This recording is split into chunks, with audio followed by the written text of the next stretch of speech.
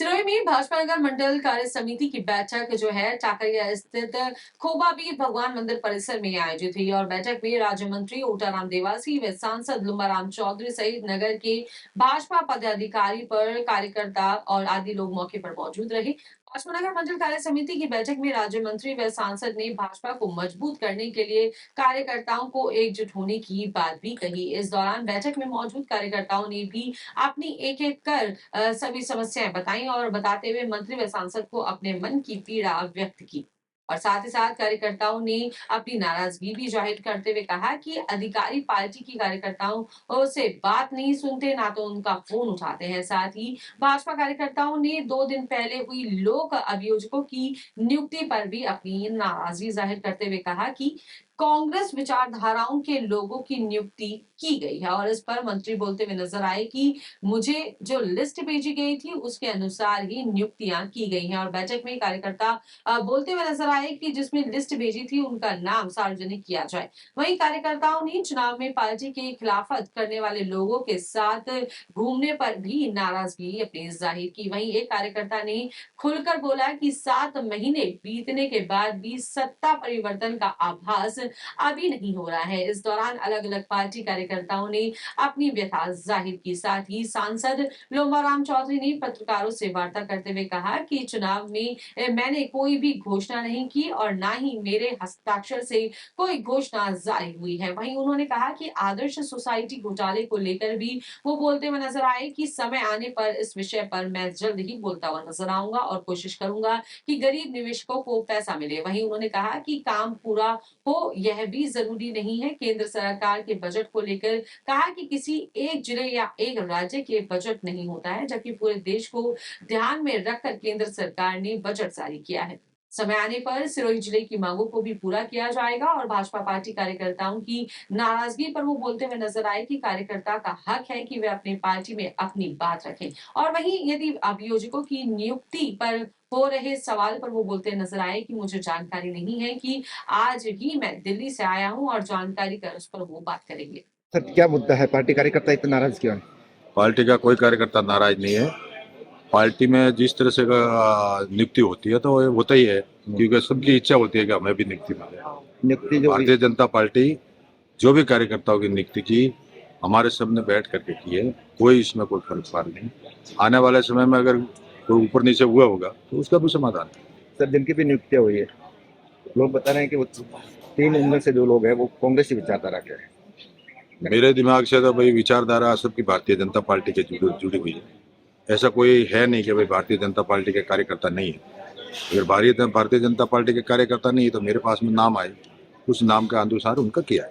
अच्छा सर, लोगों की ये भी शिकायत रही, आज पार्टी कार्यकर्ताओं की ये भी शिकायत रही कि 7 महीने हो गए सरकार बदले, लेकिन अभी तक सरकार बदलने का कोई ऐसा आवाज नहीं देखो, हो रहा है। मैं आज भी बीमार हूँ, उस दिन भी बीमार था और आज भी मैं कह रहा हूँ कि अभी मुझे हॉस्पिटल की मेडिसिन चल रही। मैं जैसे ही चुनाव जीता मेरे हार्ट की प्रॉब्लम हो गई, कम से कम 2 महीने 3 महीने तो मैं हॉस्पिटल था। फिर आचार संहिता लग गई और जल्दी जो भी कार्यकर्ता कह रहे हैं उसका समाधान जल्दी कर।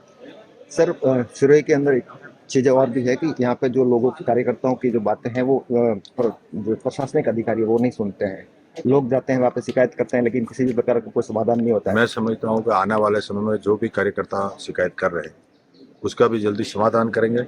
अगर कोई अधिकारी नहीं सुनता है या अधिकारी नहीं मान रहा है तो उसका भी जल्दी यहाँ से निस्तारण करेंगे। सर, राजीव नगर योजना जो है आज सिरोही जिले के एक चर्चा का विषय बना हुआ है, किस प्रकार से उस जमीन को आप वापस नगर पालिका को दिलाएंगे? मैं समझता हूँ कि राजीव गांधी जो नगर योजना है, पहले की सरकार में जिस तरह के उसके पैसे भरे गए, जो ईओ उन्होंने लगा रखा था उसके अनुसार उसने जो भी किया है, जल्दी हमने तो जब पता चला था तुरंत उसकी मीटिंग भी बुलाई है और जल्दी बैठ करके इसका प्रस्ताव लेकर के सरकार को भेजाएंगे। सर, राजीव गांधी नगर जो योजना है उसके अंदर एक ये बात सामने आ रही है कि वो एससी की जमीन है, इसके लिए नगर पालिका के नाम पे नहीं हो सकती। क्या मामला है इसके बारे में आप कुछ कहेंगे? पंचायती राज मंत्री भी है।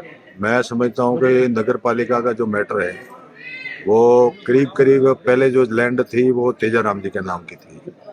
उसके बाद में जैसे ही वो चेंज हुई तो नगर पालिका के पास आई और नगर पालिका ने एक दूसरे के पास गई और उसने अनु करते करते अभी तक वो कई सालों से जो मुद्दा अटका पड़ा है, तो मैं समझता हूँ उसका भी जल्दी समाधान करें। सर, एससी की जमीन अगर संस्था खरीदती है तो ये संस्था किसी जाति की होती है क्या? संस्था ने खरीदी या नहीं खरीदी वो मुझे पूरा ध्यान नहीं है, परंतु ये मुझे पता है कि तेजाराम जी की जमीन थी। वापस तेजाराम जी को मिलनी चाहिए। परिवार अगर जिस तरह से पीड़ित है और उस परिवार को न्याय तो मिलना चाहिए। आपके अनुसार मतलब वो नगर पालिका इसके ऊपर अधिकार नहीं देता है? नहीं, नगर पालिका जिस तरह से, वो तो पहले से मैटर चल रहा है, मैं आज का नहीं कह रहा हूँ। ये कई सालों से जो मैटर चल रहा है, कोर्ट में चल रहा था। वो भी डीबी में गए थे और उनकी भी, वो लड़का भी गया, ग्रीस भी, आज जो हमारे बीच में नहीं रहा, पूर्व प्रधान थे भंवरलाल जी, जो भारतीय जनता पार्टी के प्रधान थे। तो मेरा ये कहना है कि आने वाले समय में जो निर्णय कोर्ट करेगा उसका समाधान। कोर्ट का निर्णय आ चुका है। एसपी ने जो नतीजा दिया था वो आज की तारीख में कार्य प्रभावी है। सुप्रीम कोर्ट ने जो स्टे लगाया वो डीबी के फैसले पे लगाया। डीबी ने जब कहा था कि ये सरकार के हैंड ओवर की जाए, सरकार के अधिग्रहण में की जाए फिर जमीन, लेकिन जो एसपी का निर्णय था वो एसपी का निर्णय यह था कि नगर पालिका की जमीन है। मैं समझता हूँ कोर्ट का हम सम्मान करते हैं और जो भी निर्णय कोर्ट ने किया उसका जल्दी एसपी का जो डिसीजन था उसको लागू करवाएंगे आप? जल्दी उसके लिए कुछ न कुछ रास्ता निकालें। कार्यकर्ताओं ने ऐसी कोई बात नहीं की है। देखो, कार्यकर्ता का हक है जनप्रतिनिधि के सामने अपनी बात रखने की, कार्यकर्ता रखेंगे और जनप्रतिनिधियों का दायित्व है कि उनका काम करना है। हमारा दायित्व है, हम जो कार्यकर्ता कहेंगे, कार्यकर्ताओं के बलबूते पार्टी, भारतीय जनता पार्टी कार्यकर्ताओं की पार्टी, और कार्यकर्ताओं की बात सुनने का हमें सुननी पड़ेगी। ऐसी कोई बात कार्यकर्ता नहीं है, काम के लिए तो कहेंगे नहीं। भारतीय जनता पार्टी सरकार है, हमारी जवाबदारी है इसलिए। कार्यकर्ताओं ने ये भी आरोप लगाया कि जो सरकारी वकीलों का चयन हुआ वो भी कांग्रेसी विचारधारा के लोग हैं। मैं आज ही आया हूँ, इसके बारे में मैं बता नहीं सकता हूँ क्या हुआ क्या नहीं, पता लगा के आपको बताऊँ।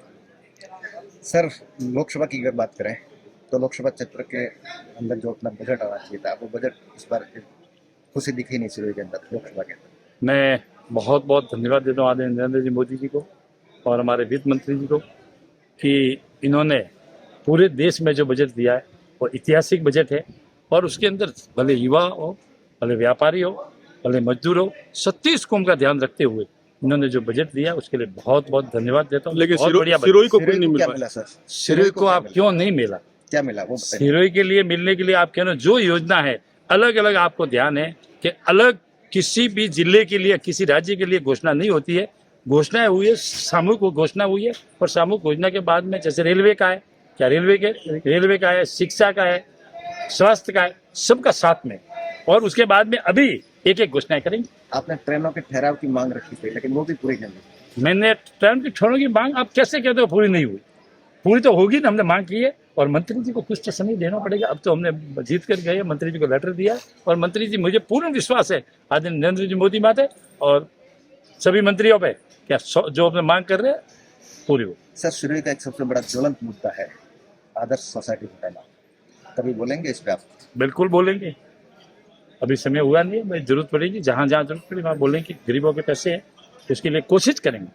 सभी कार्यों के लिए मैं एक बार और आपको कहता हूँ, सभी मंत्रियों से मिलेंगे, जो जो काम सिरोही के लिए, जालोर के लिए, सासोर के लिए, सभी एक एक मंत्री रख करके मेरा फर्ज बनता है, मैं मंत्री से मांग करूंगा। काम कितना होना है, क्या नहीं होना, सारे काम होते नहीं है, इसी हिसाब से उसको भी मांग रखूंगा। पूर्व सांसद देवजी पटेल ने 2 चुनाव सिर्फ और सिर्फ आदर्श सोसाइटी के चुनाव मुद्दे पर जीते। आप भी इसी मुद्दे को लेकर के चले थे, लेकिन क्या वो मुद्दे पूरे? शायद आपका ये वर्जन है वो गलत है, क्योंकि मैंने कहीं भी इलेक्शन के अंदर आपने देखा होगा कहीं भी ये मुद्दा नहीं रखा और न कोई किसी काम की मैंने घोषणा की। मेरा कोई घोषणा पत्र जारी हुआ नहीं, हुआ है तो आप बता सकते हैं। फिर भी मैं जनता के बीच में रहने वाला कार्यकर्ता हूँ और जनता के लिए जो कार्य होगा जो करूँगा। आपके कहने का मतलब आपने कोई घोषणा पत्र जारी नहीं किया, फिर भी आप चुनाव जीत गए? घोषणा पत्र किया होगा तो आपके पास आया होगा, नंबर आपके दस्तखत होंगे। मेरी तरफ से मैंने घोषणा पत्र कोई जारी नहीं किया, मगर फिर भी आपने देखा होगा जनता का कोई भी कार्य होगा उसके लिए कार्य के लिए तत्व है, और आदरणीय नरेंद्र मोदी जी की सरकार के नेतृत्व में आदरणीय भजन लाल जी की चिंता देते बिल्कुल। आदर्श के निवेशकों को आस करनी चाहिए कि आपकी सरकार उनको फायदा पहुंचाएगी? बिल्कुल करनी चाहिए और सरकार का फर्ज बनता है, और हम जहाँ जहाँ बात रखनी है उचित जगह रखेंगे।